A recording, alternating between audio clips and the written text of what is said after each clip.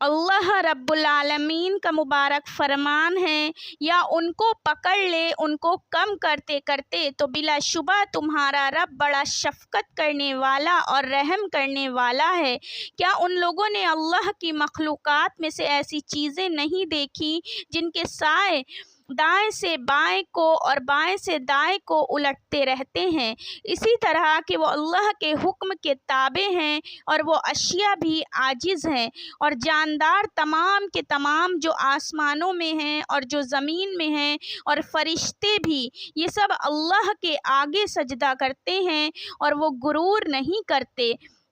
और वो सब अपने रब से डरते हैं जो उनके ऊपर हैं, और जो उनको इरशाद होता है उस पर अमल करते हैं। और अल्लाह ने कहा कि दो माबूद मत बनाओ, बस वो एक ही माबूद है, तो तुम मुझी से डरा करो। बेशक सच फरमाया अल्लाह ताला ने।